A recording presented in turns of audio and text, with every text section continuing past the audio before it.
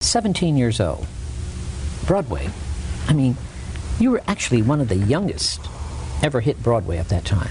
At the time, I was the youngest star who'd ever been on Broadway. That's the word, star, ever hit. Diary of Anne Frank, was it? Mm-hmm.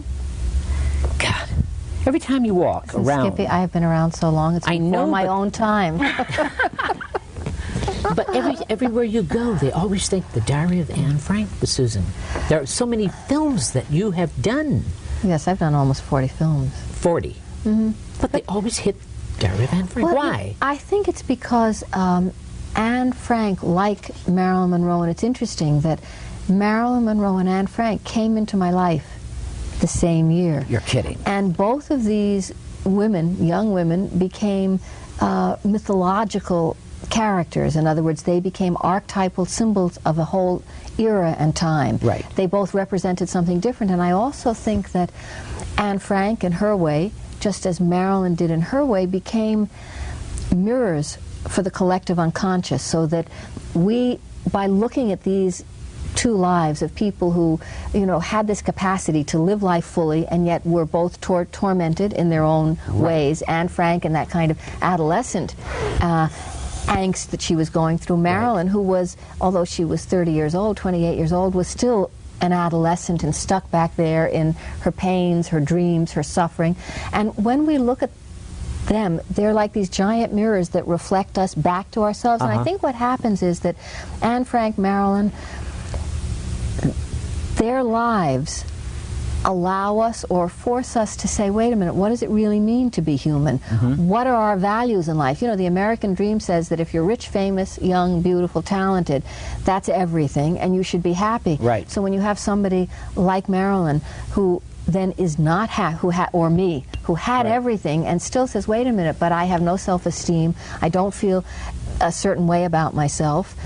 There, Marilyn, my mother, who was 12 years older than Marilyn. Paula. My mother, Paula, who was coaching Marilyn in all the movies that she did in the last 8 years of her life. People don't realize how scary it is when you're like the horse that has to run the race and all the money is riding on you.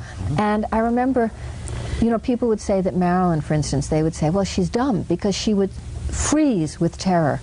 She would become so absolutely, and she was so critical of herself that on top of having the terror, then there was the self-criticism. Now this is, I'm talking about without the drinking or the drugs, because that was something else. That was another element. But without that, the absolute terror, even someone like Yves Montand, you know the reason that Marilyn and Yves Montand actually really hit it off?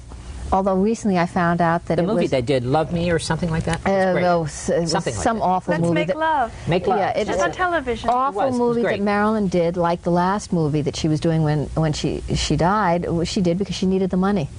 Because remember that she had made more money for 20th than any other star. Did she really? But Elizabeth Taylor was getting $1 million and Marilyn was getting $100,000. So this was the end of her contract film she was trying to get rid of. Was Marilyn only getting $100,000 a picture? Yeah.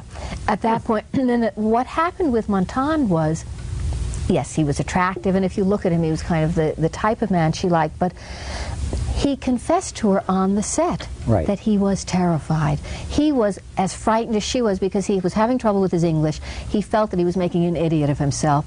He, who directed that? Was it Cukor? That he felt that Charles Cukor? George in those days, who was a brilliant director, but in those days was kind of going off a little, wasn't helping him. And what happened is Marilyn said, gee, you feel just the way I do. I never had a male co-star who admitted that he was scared. And so they made this immediate kind of connection, and then this is not known, actually I don't have it in my book either, this particular kind of secret was not something I put in, but she was very sick, and she hadn't been able to go to work, and she sent my mother. And you know, my mother, Marilyn was a drama queen. My mother was a drama queen, and I was a junior drama queen. So the three of you. So, you know, if you were sick, you were sick. You were Camille, dying. And what happened was she sent, Montand was in the bungalow next door to her at the Beverly Hills Hotel, and she sent my mother next door to ask him to come see her. And he talks about going in and holding her hand and seeing that she had a fever. And of course Arthur Miller had gone off someplace to Ireland, and Simone had left the country. So he said that as he Montan talked about the fact that he, what happened is that he felt her forehead to see if she had a fever, and then he was gone. They kissed, and that was it. And the interesting thing is that he was very condescending, as many people were to Marilyn. Why do you think that?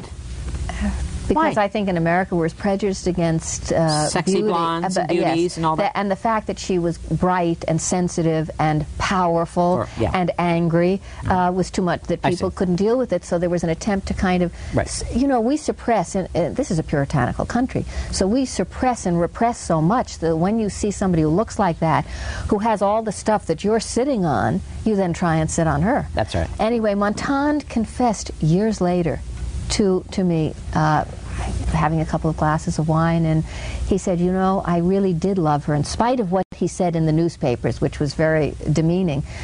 He said, but to tell you the truth, I was afraid that I would become Mr. Monroe.